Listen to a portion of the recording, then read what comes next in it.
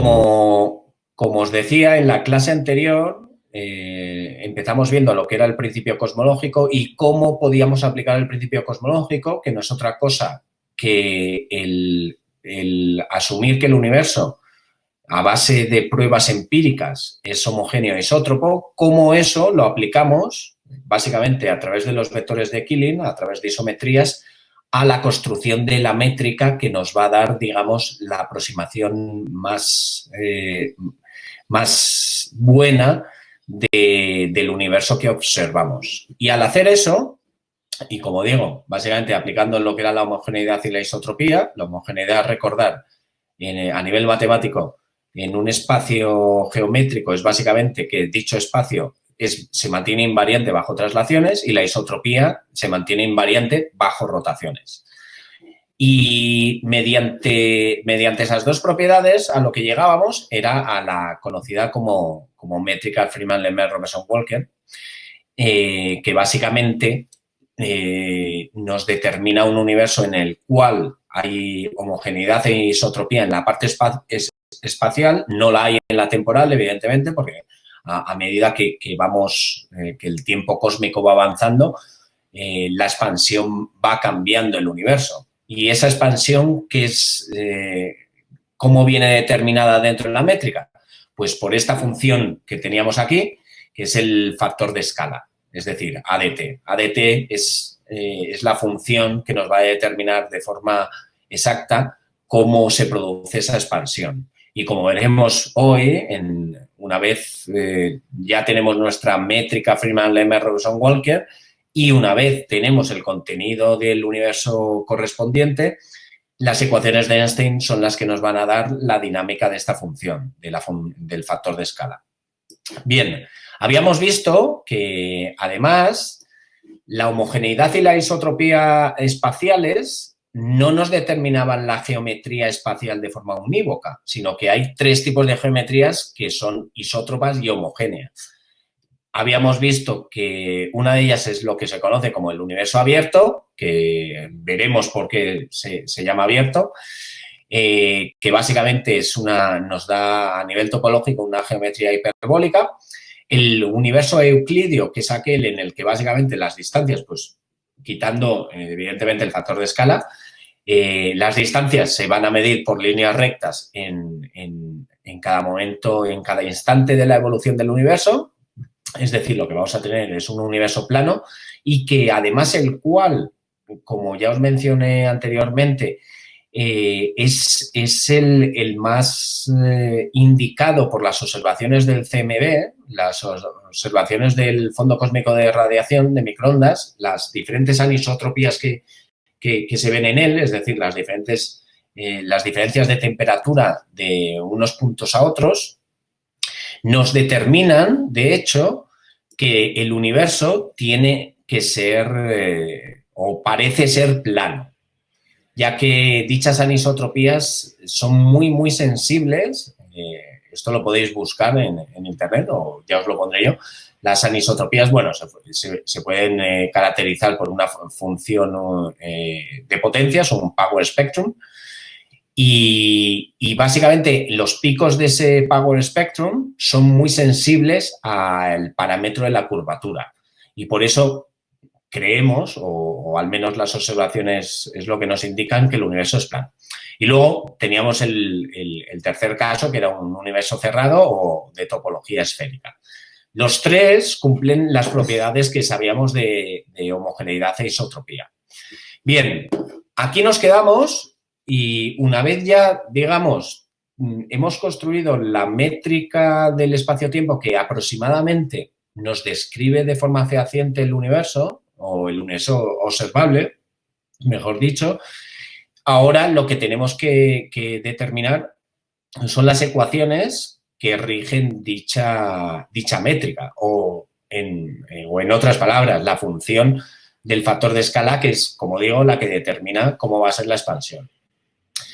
Antes de eso, evidentemente, necesitamos construir, esto ya lo habréis visto en los temas anteriores de la asignatura, necesitamos construir un tensor energía-momento, porque como ya os comentaba el otro día, las ecuaciones de Einstein básicamente nos relacionan entidades geométricas con la materia-energía que haya en un sistema determinado. Claro, esa materia-energía, ¿cómo entra en las ecuaciones? Pues entra en las ecuaciones a través de una entidad que se conoce como el tensor energía-momento, que dependiendo del tipo de materia que tengamos, va a tener una forma u otra. Al final, o casi todos los tensores energía-momento se pueden escribir en una teoría clásica de campos como un lagrangiano determinado. Esto al final del curso, si nos da tiempo, pues a lo mejor veremos algún ejemplo de campos escalares que son los más sencillos. Pero bueno, focalizándonos al tensor de energía-momento. Evidentemente, la propiedad de homogeneidad e isotropía, si se cumple a un lado de las ecuaciones de Einstein, se tiene que cumplir al otro, porque si no, evidentemente las ecuaciones no tendrían soluciones. ¿Y cómo se puede modelar el contenido de un universo homogéneo isótropo? Bueno, pues con un tipo de fluido que vosotros mismos conocéis, que son los fluidos perfectos. Los fluidos perfectos son isótropos, es decir, no contienen presiones transversales, con lo cual son perfectos para describir el contenido de nuestro universo. Y la forma general del tensor energía-momento para un fluido perfecto, en relatividad general, se puede escribir de este modo. ¿Qué es lo que tenemos aquí? Bueno, tenemos la presión que va a ejercer ese fluido, la densidad, que es básicamente la cantidad de energía, materia que tenga ese fluido y que evidentemente va a ser una función del tiempo, pues evidentemente la densidad es algo que va inversamente proporcional al volumen y, por tanto, en la expansión del universo el volumen cambia, con lo cual la densidad va a depender del tiempo al igual que la presión. Y el vector cuatrivelocidad del fluido. Dado que el fluido o todos los fluidos, y esto sobre todo a nivel de la métrica Freeman-Levene-Robinson-Walker, luego es cierto que cuando se estudian perturbaciones, porque la métrica Freeman-Levene-Robinson-Walker nos da una aproximación muy buena del universo a grandes escalas, pero evidentemente cuando te vas a escalas más pequeñas, pues esa métrica se va perdiendo y en una serie de perturbaciones empieza a tener importancia. Y evidentemente este tensor de energía-momento también va a cambiar. Pero focalizándonos solamente en nuestro universo perfectamente homogéneo isótropo, la cuatrivelocidad del fluido, escrito en coordenadas comóviles, va a tener esta expresión de aquí. Es decir, el fluido evidentemente se mueve con la expansión del universo. Por eso no tiene componentes espaciales de la cuatrivelocidad. Y escrito de este modo, podemos llegar a escribir el tensor de energía-momento como una matriz en la cual los únicos elementos no nulos son los de la diagonal principal. Luego, otra cosa muy, muy importante de los fluidos perfectos. Claro, un fluido, cualquier tipo de fluido, viene descrito por una ecuación barotrópica. En el caso de los fluidos perfectos, la ecuación barotrópica se puede escribir de este modo. La omega no es otra cosa más que, digamos, contiene la información de la velocidad de las partículas de ese fluido. Es decir, básicamente se refiere a la velocidad térmica que tengan las partículas del fluido que sea. Y se puede demostrar fácilmente que, evidentemente, cuando la velocidad de las partículas de un fluido son muy pequeñas o son mucho más pequeñas que la velocidad de la luz, esto nos lleva a que prácticamente ese fluido no va a tener presión. Esto, imagino que recordaréis de vuestra mecánica de fluidos, que esto se cumplía en cualquier fluido perfecto cuando, como digo, la velocidad de las partículas es mucho más pequeña. En cuestiones relativistas, esa velocidad comparada siempre a la velocidad de la luz, cuando es mucho más pequeña que la velocidad de la luz, evidentemente va a ser igual a cero. Y luego tenemos radiación, que en el caso de la radiación es 1/3, como veremos ahora, y luego en el caso de la constante cosmológica, y aquí he cometido un error, es decir, esto no es 1/3, sería igual a -1. Que esto ya lo veremos quizás al final del curso.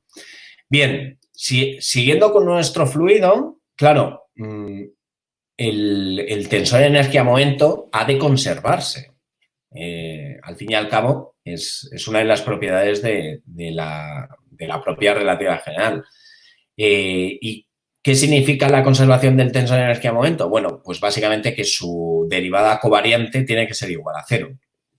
Esto, de hecho, como digo, se deriva directamente de las propias ecuaciones de Einstein, dado que la derivada covariante de la parte geométrica, es decir, del R mu nu menos 1/2 de G mu nu por R, también es 0. ¿Por qué es 0? Bueno, básicamente por una serie de identidades, las identidades de Bianchi, que no sé si os sonarán, pero bueno, se llega a la misma conclusión, es decir, a que la derivada covariante del tensor de energía-momento, aquí escrita, tiene que ser igual a 0. Y tomando la componente nu igual a 0, se puede tomar cualquiera de ellas, ya que, como digo, además estamos en un fluido homogéneo isótropo, con lo cual se va a llegar a la misma ecuación. A lo que llegamos, y aplicando, evidentemente, la métrica Freeman de Robertson-Walker, es a esta ecuación de aquí que se conoce como ecuación de continuidad. El llegar a ella os lo propongo como ejercicio, así que, bueno, si tenéis tiempo y ganas, ya digo, es básicamente hacer la derivada covariante del tensor de energía-momento y la componente 0, que es lo más sencillo de todo, más que nada porque las componentes espaciales os van a dar idénticamente nulas, porque no, como habéis visto anteriormente, el tensor de energía-momento no tiene componentes no diagonales.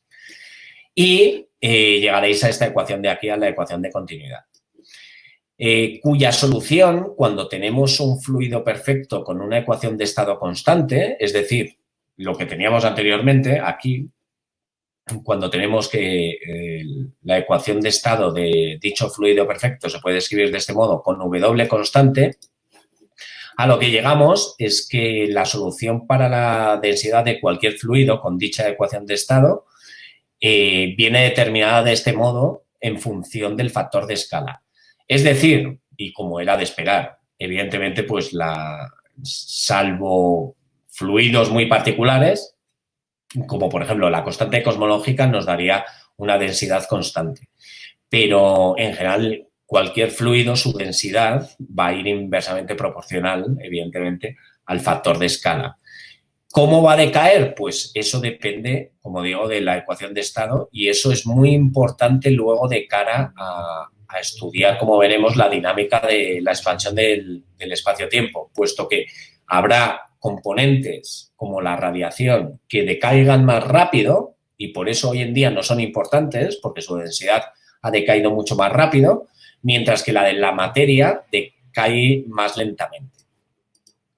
Como podemos ver aquí, si tomamos polvo, es decir, materia no relativista sin colisiones, que un ejemplo de ello son las galaxias vistas a grandes escalas se pueden considerar como partículas de un polvo que no tiene presión, es decir, o dicho de otro modo, su velocidad de propagación es mucho menor que la velocidad de la luz, evidentemente, y por tanto la presión es mucho menor que su densidad y por tanto llegamos a que precisamente la densidad de la materia, del polvo, y como digo, aquí se incluye toda la materia no relativista sin colisiones, como son las galaxias, toda la materia, digamos, bariónica y, en general, casi todos los modelos de materia oscura.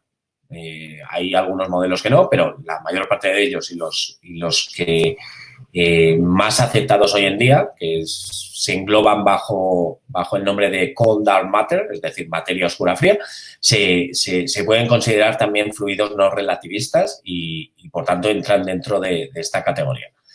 Y al resolver la ecuación de continuidad, a lo que llegamos precisamente es a que la densidad de la materia va a decaer como el factor de escala a la -3 y la energía, que será proporcional, evidentemente, a la densidad de materia por A al cubo, o sea, por el volumen del universo que haya en ese momento, se mantiene constante. Esto no ocurre con todos los fluidos, como vamos a ver ahora. Si ahora nos fijamos en las partículas relativistas, o sea, en lo que en cosmología, digamos, englobamos bajo el nombre de radiación, que, como digo, no es otra cosa que partículas que tienen velocidades velocidades del orden de la velocidad de la luz, como pueden ser los fotones o los neutrinos.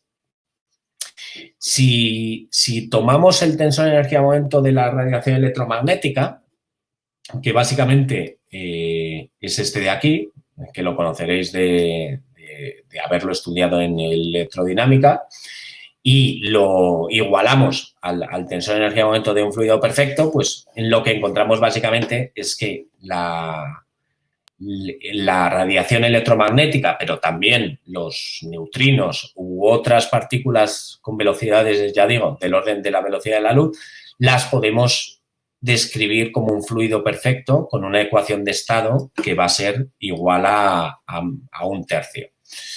¿Y qué es lo que nos da eso? Bueno, nos da una densidad de energía que va a decaer como a la -4.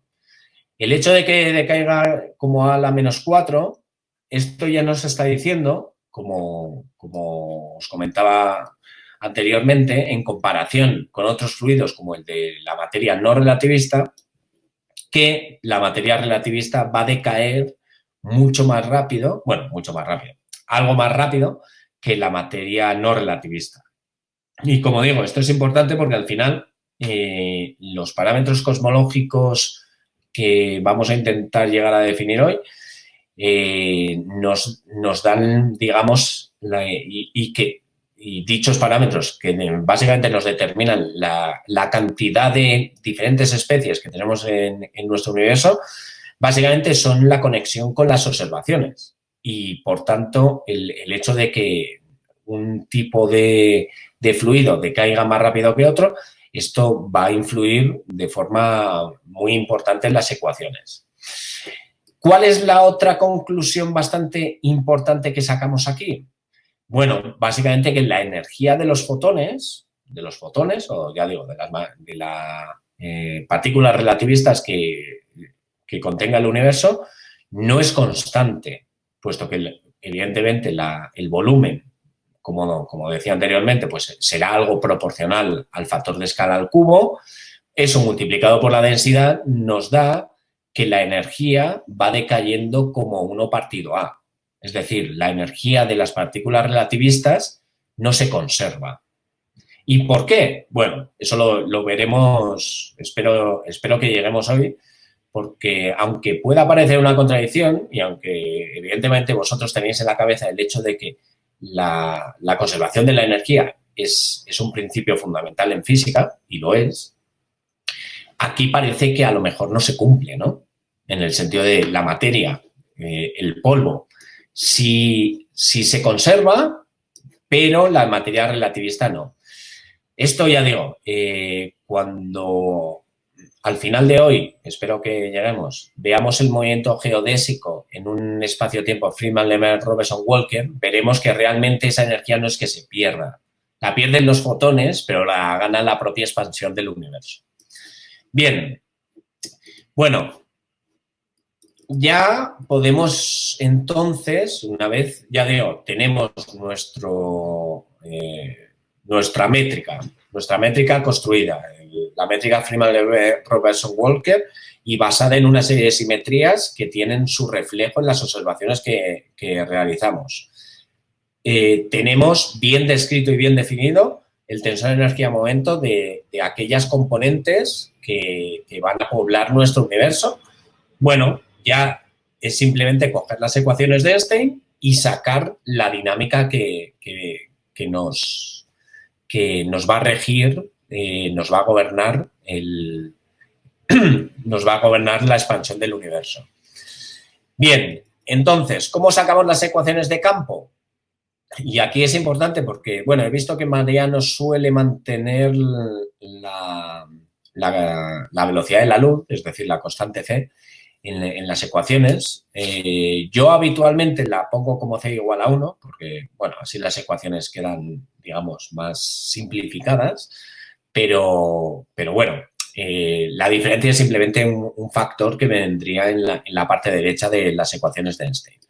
Entonces, cogiendo las ecuaciones de Einstein, que vosotros ya habéis empleado en otras métricas, como en la métrica de Schwarzschild, y como digo, tomando básicamente la métrica Freeman-Lemaitre-Robinson-Walker que hemos construido en nuestro tensor de energía-momento, mediante las componentes 0, 0 e IJ, se deducen las siguientes ecuaciones, que son estas de aquí. Y estas son las ecuaciones fundamentales de la cosmología actual y de la cosmología, ya digo, basada en lo que hemos dicho anteriormente, sobre todo en el principio cosmológico, homogeneidad e isotropía a grandes escalas.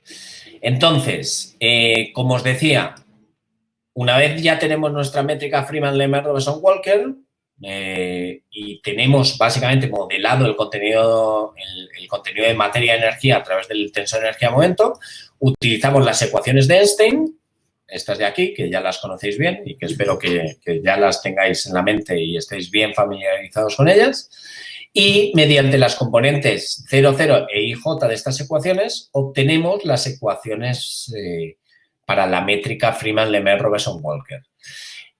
Os propongo que hagáis esto como ejercicio, es decir, una vez cojáis vuestro tensor de Ricci, vuestra escalar de curvatura y el tensor de energía-momento y obtengáis a partir de las ecuaciones de Einstein las ecuaciones para esta métrica.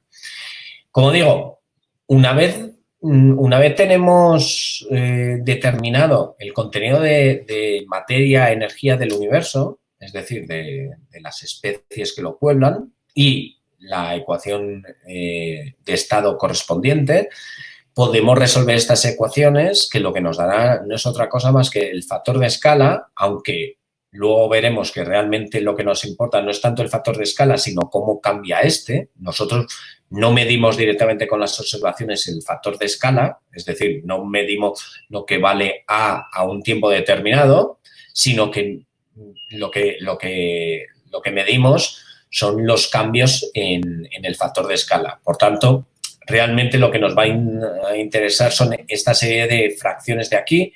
Por un lado, cómo va cambiando con respecto al tiempo, es decir, su primera derivada, que luego vamos a ver que esto es lo que se define como el parámetro de Hubble, y, por otro lado, su segunda derivada, que es lo que nos va a determinar si el universo se está acelerando o se está frenando, que es una de las sorpresas que a finales de los 90 los cosmólogos se llevaron cuando descubrieron que contrario a lo que las propias ecuaciones de Freeman-Lemaitre-Robinson-Walker y las observaciones nos habían dicho hasta entonces, descubrieron, a partir de observaciones de supernovas, que precisamente esta segunda derivada, esta de aquí, en la segunda ecuación, era positiva y no negativa.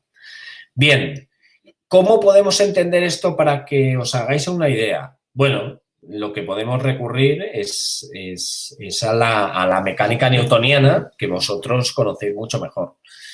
Y es que si cogemos estas ecuaciones, la primera de ellas, y la multiplicamos por este término de aquí, donde m simplemente vamos a asumir que es la masa de digamos, una partícula TESS o un objeto cualquiera dentro del universo, a lo que llegamos es a esta expresión de aquí, que si recordáis de mecánica teórica, no es otra cosa, o se parece mucho al menos, a la expresión de la energía de cualquier, de un cuerpo de masa m que está en un campo gravitatorio, donde A, es decir, el factor de escala no sería otra cosa más que la componente, la coordenada radial.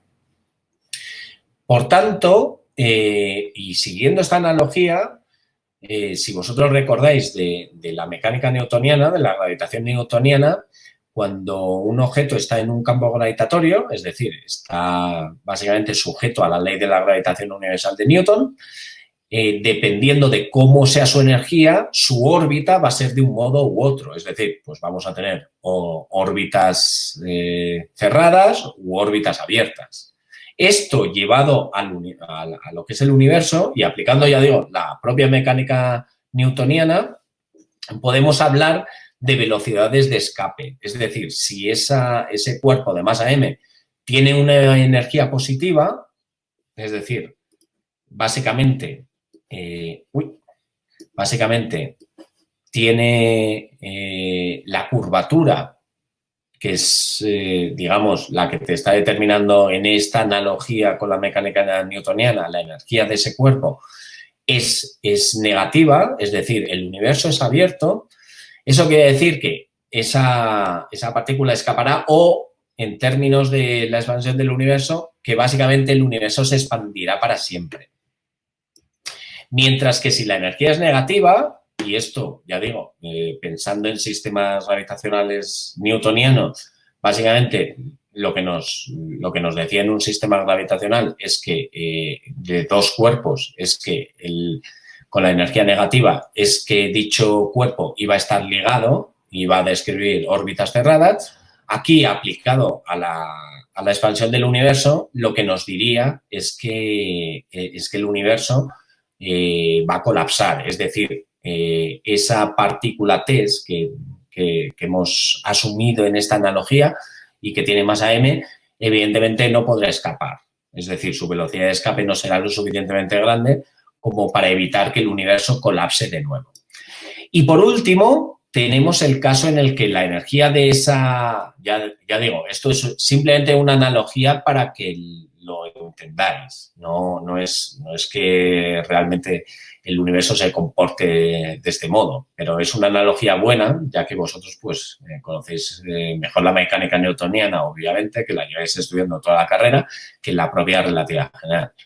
Entonces, cuando tengamos una energía igual a cero, que corresponde básicamente en relatividad a un universo plano, lo que tendremos es un equilibrio inestable. ¿Por qué? Porque una pequeña perturbación hacia un lado u otro hará que el universo o bien se expanda para siempre, en cuyo caso tendríamos un universo abierto, o bien que colapse en el futuro.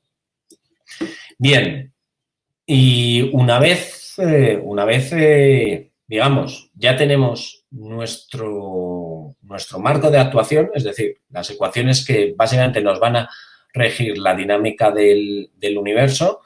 Una vez tenemos esto, es hora de definir una serie de parámetros que luego van a tener una correspondencia con las propias observaciones. Es decir, que vamos a poderlos medir de forma directa o indirecta con los datos que tenemos de las observaciones de diferentes fuentes, ya sea del fondo cósmico de radiación, de la propia distribución de las galaxias, de las Baryonic Acoustic Oscillations y, bueno, toda una serie o del Gravitational Lensing. Bueno, hay toda una serie de fuentes que nos sirven de datos para poder determinar cómo es realmente esa métrica Feynman-Lemaitre-Robinson-Walker. Y para ello lo que se define son una serie de parámetros, como digo, que son fundamentales a la hora de contrastarlo con las observaciones. El más importante de ellos, y probablemente lo conocéis bien, es el parámetro de Hubble. El parámetro de Hubble, como os decía anteriormente,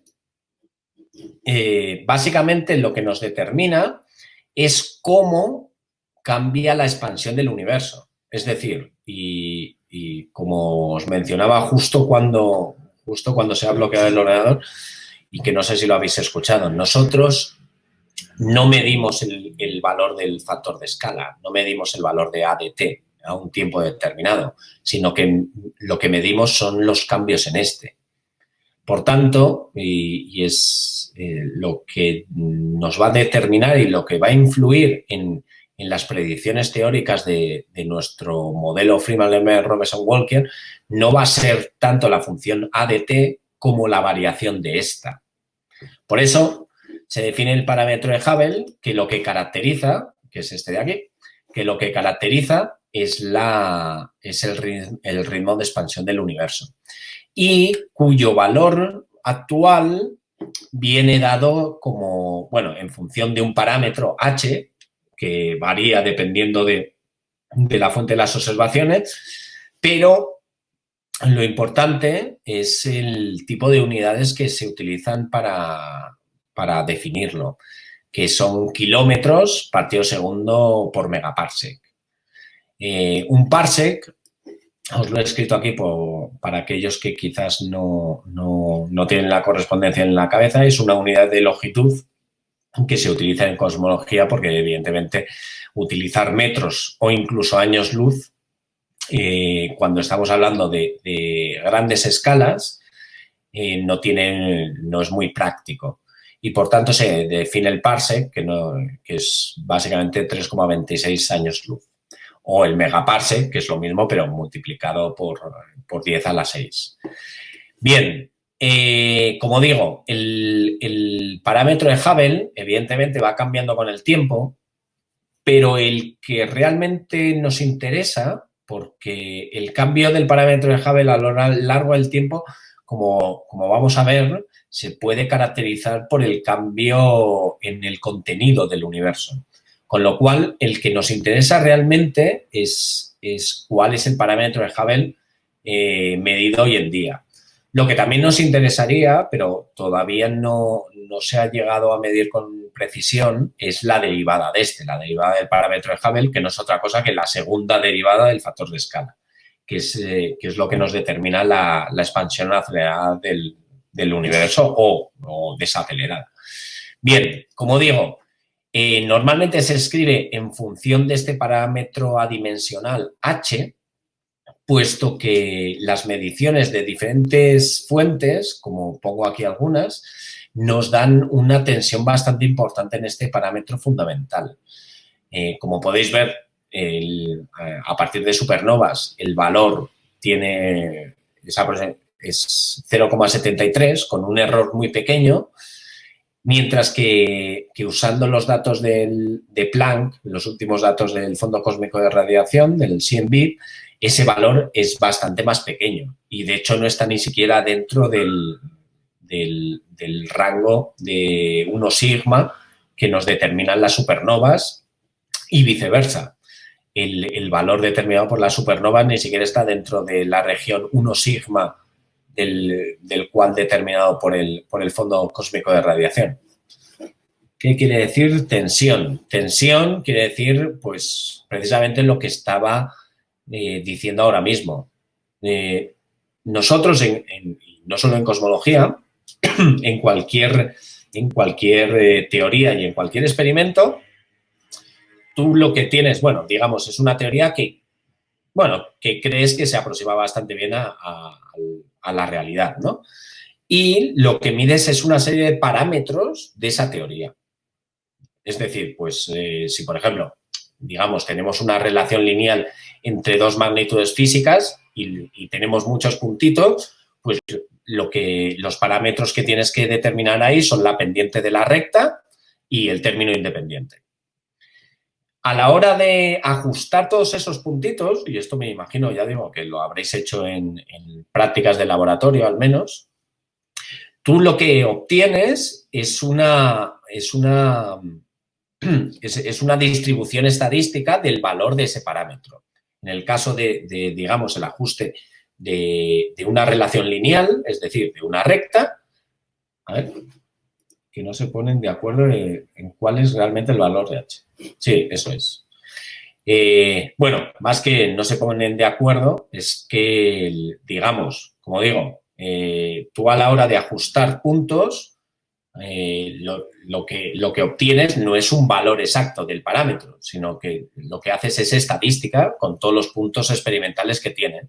Y eso lo que te da es una distribución estadística del parámetro, que normalmente se puede representar por una gaussiana, y esa gaussiana está centrada en un valor del parámetro, y básicamente el valor que tú escribes es la media de esa distribución estadística. Esa distribución estadística pues tendrá una varianza, que es básicamente el ancho de la campana de Gauss. Ese ancho es el error a 1 sigma. Si nos vamos a 2 sigma, pues es 2 veces esa varianza, y así sucesivamente. Claro, si tú te coges el valor medido por las supernovas, que ya digo, pues es 0,73 más menos 0,01, es decir, la varianza es 0,01 y el valor medio es 0,73, y te coges el siguiente y representas esas distribuciones estadísticas, verás que prácticamente no se solapan. Es decir, que a lo mejor te tienes que ir a un rango de 10 sigma para encontrar un solapamiento entre el valor obtenido por las supernovas y el obtenido por el fondo cósmico de radiación. De ahí viene precisamente la tensión, puesto que, ya digo, no se solapan hasta sigmas muy altos, y estamos hablando del mismo parámetro, es decir, un parámetro que en ambos casos deberían de tener valores parecidos. Y no estamos hablando de tener pocos puntos, porque quizás en los años 90 o a principios de los 2000 quizás no había tantas supernovas medidas, pero hoy en día sí.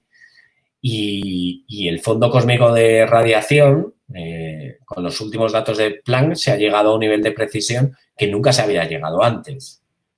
Y lo mismo ocurre con los BAO y con los parámetros de la nucleosíntesis primordial, que es el valor que os pongo al final. Entonces, claro, hay una tensión muy importante, no se solapan estos valores medidos con mucha precisión por fuentes, con datos de fuentes independientes. El problema está ahí.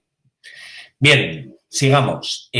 Otros parámetros fundamentales, pues son los parámetros de densidad. Los parámetros de densidad no son otra cosa más que la densidad de cada una de las especies, como ahora veremos, en relación a una cantidad que llamamos densidad crítica. La densidad crítica básicamente es, digamos, la densidad total de materia que hay en un universo cuando ese universo es plano.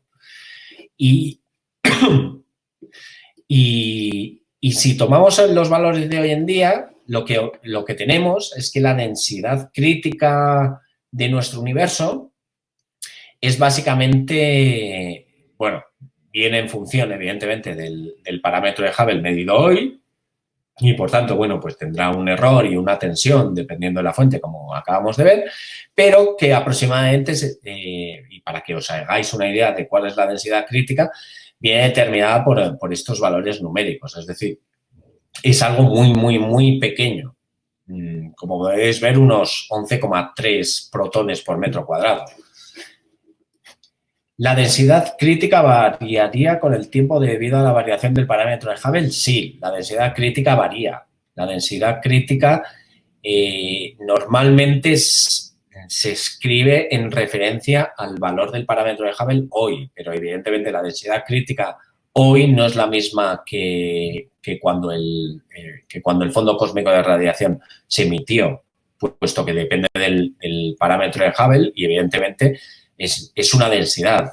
Y como decía anteriormente, en un universo en expansión las densidades no pueden ser constantes. No van a ser constantes porque los volúmenes crecen y en este caso ocurre lo mismo.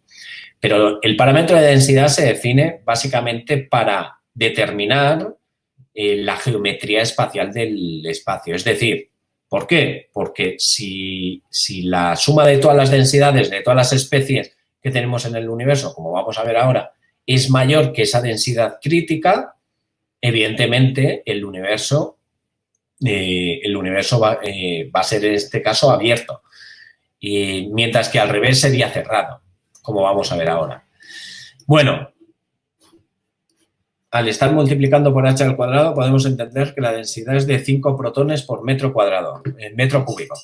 Sí, eso es, exacto. H al cuadrado es del orden de 0,6, 0,7, pues aproximadamente será unos 5 protones por metro cúbico, que como os imagináis es una cantidad extremadamente pequeña.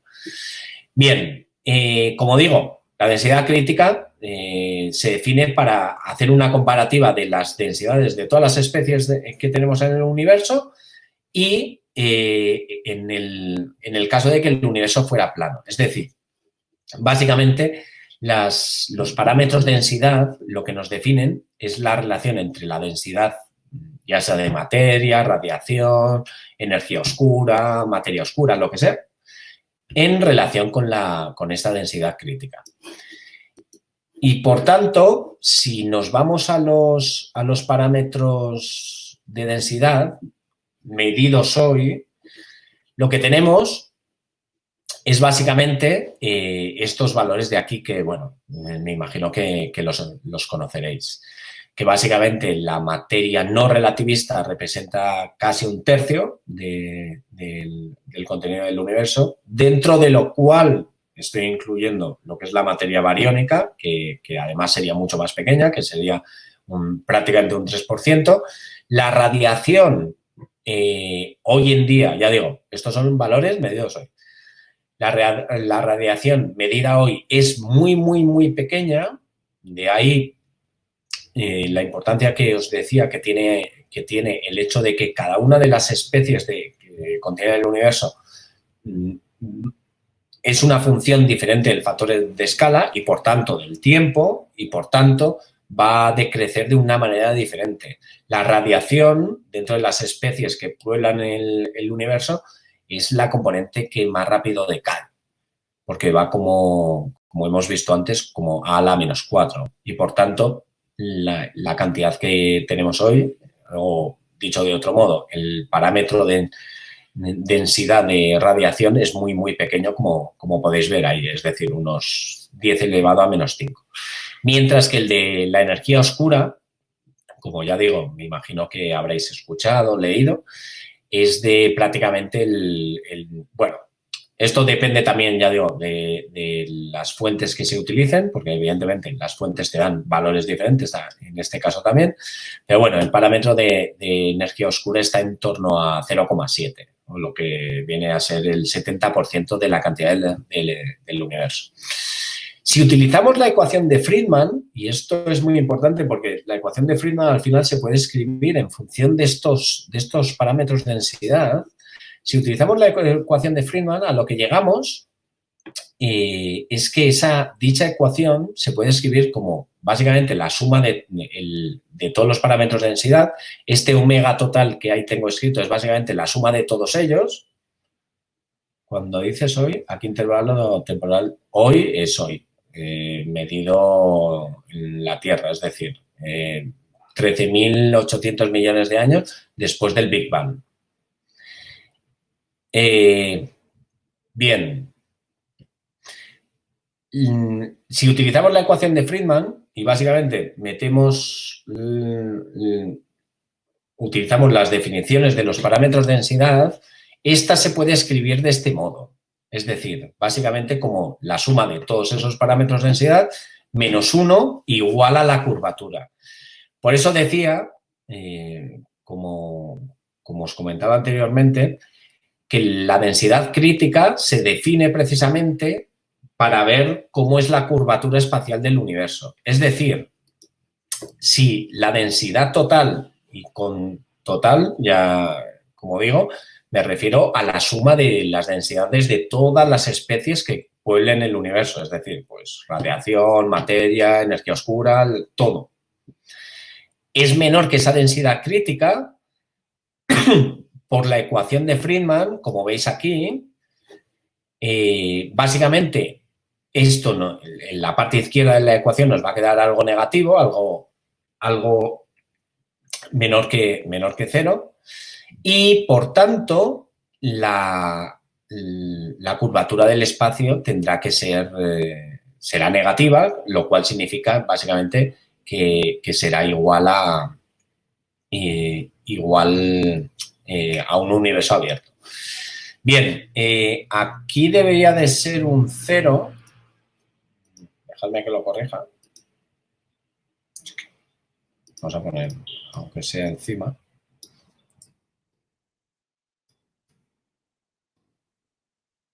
No, perdona.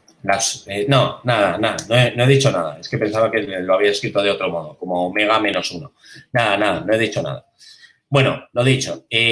Si la densidad total es igual a la densidad crítica, evidentemente, en la suma de todos los parámetros de densidad, y esto ya digo, es importante porque, como podéis ver, y en el caso de un universo plano más todavía, básicamente la ecuación de Friedman, la primera ecuación para la métrica Friedman-Lemaitre-Robertson-Walker, se puede escribir simplemente como la suma de todos los parámetros de densidad e igual a 1. Bueno, a 1 más la curvatura. Pero bueno, si la curvatura es 0, lo que tenemos es simplemente que todos los parámetros de densidad tienen que sumar 1. Y en el caso de un universo plano, es lo que ocurre, que todos esos parámetros de densidad suman 1. En el caso de que la densidad de materia sea mayor que la crítica, en ese caso, evidentemente, básicamente el parámetro de densidad total es mayor que 1 y, por tanto, la curvatura será de un universo cerrado, es decir, será una 3 esfera. Esto, si lo pensáis de forma, digamos, aplicando simplemente el sentido común y sin darle demasiada importancia a todo el aparato matemático claro, el sentido común, aprendido de nuestras lecciones de gravitación newtoniana durante años, nos dice, evidentemente, que cuanto mayor sea la densidad, evidentemente, lo que produce la gravitación es una atracción y lo que va a producir es un colapso. Pues bien, básicamente la densidad crítica nos está diciendo eso. Nos está diciendo cuál es la densidad a partir de la cual el universo se expandirá para siempre o colapsará. Y que viene determinada precisamente por la cantidad de energía-materia que haya en el universo. Pues bien, como os comentaba al principio, la densidad de curvatura espacial dada por las observaciones, y particularmente, ya digo, porque es muy sensible al espectro de potencias del fondo cósmico de radiación, viene, bueno, es aproximadamente tal, o sea, su distribución estadística, volvemos otra vez a lo mismo. Cuando medimos un parámetro, bueno, nos da una distribución estadística de los valores de ese parámetro, nos dice que está que está prácticamente centrada en 0, es decir, que nuestro universo es seguramente plano. Esto no quiere decir que sea plano, porque evidentemente, como digo, y como podéis ver aquí, no está determinado por completo. Para poder determinar, bueno, nunca se podrá determinar por completo porque básicamente el universo plano, no así el abierto o el cerrado, tiene un único valor que es 0. Y evidentemente nunca vamos a tener 0 por muy buenas que sean nuestras mediciones. Eso sí, vamos a poder llegar hasta, bueno, aumentando la precisión de nuestras mediciones, vamos a poder llegar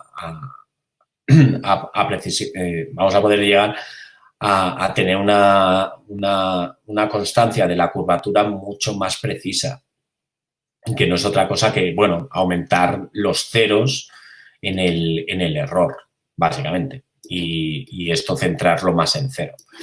Bien, otro parámetro muy, muy importante es el parámetro de desaceleración. Y el parámetro de desaceleración, básicamente, lo que nos va a medir es la segunda derivada del factor de escala, es decir, si la expansión se acelera o se frena. Y de hecho su signo negativo es curioso porque básicamente su signo negativo viene del hecho de que hasta finales de los 90 y hasta que se detectó la aceleración del universo, se pensaba que efectivamente el universo se estaría desacelerando y que no estábamos... bueno, la energía oscura ni siquiera era una fantasía en nuestras mentes. Y por tanto, y dado que se estaba desacelerando, pues lo conveniente, ya digo, hace ya décadas, fue definir este término con un signo negativo para poder tenerlo positivo. Os conmino a que hagáis esta cuenta vosotros. No es otra cosa más que utilizar las ecuaciones de Friedman y los parámetros de densidad definidos anteriormente.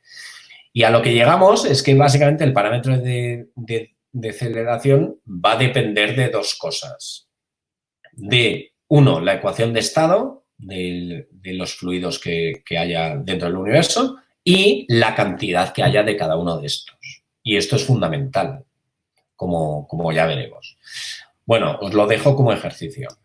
Y ya para terminar hoy, y teniendo en cuenta que es probablemente el parámetro más importante al menos a nivel histórico, porque lo primero que se detectó fue la expansión del universo por Edwin Hubble en los años 20. ¿Y por qué fue esto? Porque Edwin Hubble lo que vio fue un corrimiento hacia el rojo de la luz que medía de galaxias lejanas.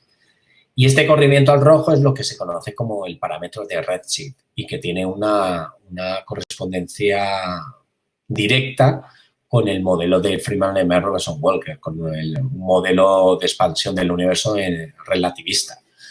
Y esto no se puede deducir, digamos, bueno, se puede hacer ciertas analogías con la mecánica newtoniana, evidentemente, pero no se puede, no se llega a un, digamos, a la relación del redshift con el factor de escala. Porque evidentemente en la mecánica newtoniana no hay espacio-tiempo, sino hay un espacio que es uniforme para todo y hay fuerzas. Bien, pues lo dicho, para poder hacer mediciones de procesos lejanos a través de la luz u otras partículas, hay que medir la luz que llega a nosotros y ver cómo se, bueno, si ha sufrido algún tipo de variación con respecto a la que emitió la fuente. Y dado que la métrica Freeman-Lemaitre-Robertson-Walker no es invariante bajo traslaciones temporales, es decir, y me remito a lo que vimos el primer día, no hay ningún vector de Killing de género-tiempo, la energía no se conservará, como os comentaba anteriormente cuando veíamos cómo iba la energía de los fotones. ¿Y por qué es esto? Bueno, muy sencillo. Pues la luz que va perdiendo energía según va viajando de objetos lejanos hasta llegar a nosotros y nosotros medirla en nuestro telescopio, va perdiendo esa energía debido a la propia expansión del universo que está ocurriendo mientras viaja. Y esto lo podemos ver muy fácilmente al estudiar las geodésicas en un espacio-tiempo de Freeman-Lemaitre-Robertson-Walker. Si asumimos una partícula no comóvil, es decir, una partícula que tiene una velocidad peculiar con respecto a la propia expansión del universo, su velocidad, cuatrivelocidad, digamos, se puede escribir, como bien sabéis, de relatividad especial, básicamente. La podéis escribir de este modo, donde gamma es el factor que aparece siempre en la relatividad especial y donde además, y esto es importante, bueno, he tomado la velocidad de la luz igual a 1. Si no, en esta parte de aquí tendríamos un factor dividiendo de c al cuadrado. Bien, cogiendo básicamente la ecuación de la geodésica y estudiando la ecuación de la geodésica, que es esta de aquí, escrita simplemente en función de la cuatrivelocidad, ya digo, de una partícula que se está moviendo con una cierta velocidad. Ahora aplicaremos el hecho de que es un fotón. Y tomamos la componente cero de esa velocidad, de esa ecuación, y normalizamos el vector velocidad. Ya sabéis que el vector velocidad se puede normalizar a 1, puesto que, bueno, tú siempre puedes hacer una transformación de Lorentz para ponerte en el sistema de referencia que se está moviendo. Y a lo que llegamos es a esta ecuación de aquí. Esto es, digamos, una forma sencilla para que veáis que básicamente la cuatrivelocidad de una partícula no comóvil que se está moviendo con una cierta velocidad a través del universo, su cuatrivelocidad va disminuyendo con el factor de escala, es decir, va perdiendo velocidad. Y ya no solo, ya digo, no solo los fotones, o sea, esto se puede aplicar a cualquier partícula que esté viajando a través del universo, de un universo, digamos, en expansión. Y eso lo que nos quiere decir es que básicamente la cantidad de movimiento o el momento lineal va a disminuir también con respecto al factor de escala. Si aquí utilizamos básicamente la relación de de Broglie, a lo que llegamos precisamente es a lo que conocemos como el redshift, que no es otra cosa más que la diferencia entre la longitud de onda emitida y la longitud de onda recibida en la Tierra. Es decir, si el redshift es positivo, eso quiere decir que la longitud de onda que hemos recibido nosotros en comparación a la que se emitió es más grande y, por tanto, hay un corrimiento hacia el rojo. Mientras que si esta cantidad fuera negativa, ocurriría al revés. Habría un corrimiento hacia el azul, se dice, el blue shift. Sin embargo, lo que encontró Hubble no fue otra cosa más que, bueno, veía que además, y esto ya lo veremos el próximo día, con la ley de Hubble, veía que cuanto más lejos estaban las galaxias que él medía, mayor era este corrimiento hacia el rojo, como ya veremos, y por tanto, y ya lo veremos en una especie de analogía también, mayor era la velocidad de recesión con la que se alejaba esa galaxia de nosotros. ¿Y cómo sabemos esto? Porque, claro, uno se puede preguntar, bueno, vale, nosotros medimos una longitud de onda en la Tierra, pero ¿cómo sabemos la que emitió el objeto correspondiente, la galaxia X? Bueno, muy sencillo, porque nosotros sabemos en un laboratorio básicamente las líneas espectrales que ocurren en diferentes procesos físicos. Nosotros sabemos cuál es la longitud de onda de la línea Lyman, por ejemplo, que es el decaimiento de un electrón en el átomo de hidrógeno, ¿no? Al primer nivel. Y sabemos otra serie y conocemos los espectros. Por tanto, y básicamente conociendo dichos espectros, nosotros lo que vamos a ver es que realmente esos espectros, según vayas observando galaxias más cercanas, se van a ir corriendo hacia el rojo. Galaxias un poco más distantes, pues ese corrimiento será mayor y así sucesivamente hasta llegar a galaxias muy, muy lejanas. Es decir, básicamente lo que tenemos es que a través de la expresión del redshift, lo que tenemos es una relación directa y fundamental, y como digo, esto es probablemente, bueno, digamos que esto fue el pistoletazo de salida de la teoría del Big Bang, de la teoría de que el universo no es estático, sino que se expande, una relación directa entre la dinámica del propio espacio-tiempo y la luz que recibimos de objetos distantes. Bien, Vamos a dejarlo aquí. Nos hemos pasado un poco de hora, pero bueno, también hemos perdido tiempo antes con los bloqueos computacionales. ¿Tenéis alguna pregunta?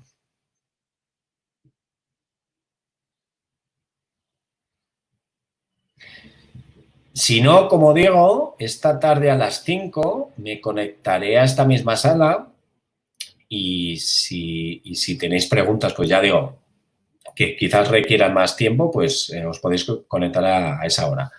¿Qué significa que se mueva con velocidad v respecto al espacio? Claro, esto no es una pregunta sencilla, dado que, claro, en relatividad general, o relatividad, bueno, en relatividad general, básicamente, el espacio-tiempo es una entidad dinámica. En el caso que estamos estudiando, la métrica Freeman-Lehmann-Rosen-Walker nos está determinando un espacio que va creciendo y el cual viene determinado por el factor de escala.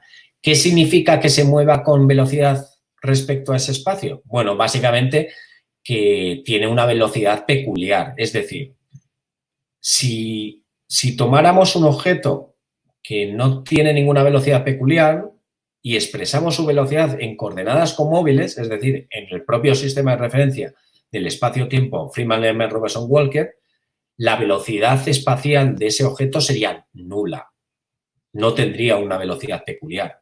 La velocidad peculiar es aquella, digamos, que no va acoplada a la expansión del universo, sino que es debida a otros factores, en el caso de un fotón, al propio fotón viajando, en el caso de la Tierra alrededor del Sol, por el sistema ligado que es el sistema solar, etcétera. Es decir, es una velocidad que no es debida a la expansión del universo, sino que se mueve con respecto a esta. Bien, ¿alguna pregunta más? Como digo, esta tarde a las 5 me conectaré para, si alguno quiere o tiene preguntas, responderlas como buenamente se pueda a través de esto y esperando que no haya más bloqueos. ¿Puedes enseñar la ecuación del redshift? Sí, la tenéis aquí. Esta es la ecuación del redshift. El redshift no es otra cosa más que, ya digo, pues la diferencia entre la longitud de onda de la luz emitida y la recibida. Vale. Perdona. Es verdad. A ver, sí. No me había dado cuenta de esto. Pues esto hay que cambiarlo, sí. Vale, ahí está.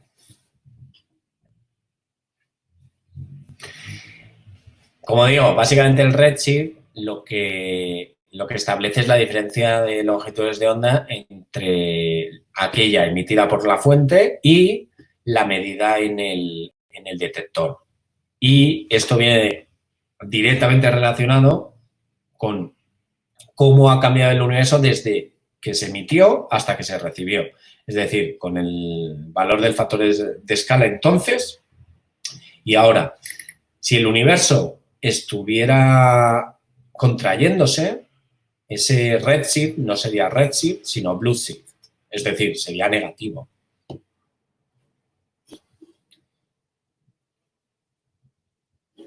A ver, el redshift, cuanto más lejos te vayas, más ha cambiado el universo. Entonces, el redshift va a ser diferente a diferentes distancias, evidentemente. Si te refieres a que a distancias iguales se obtiene lo mismo, bueno, el próximo día, cuando veamos la ley de Hubble, te respondo a eso y lo verás.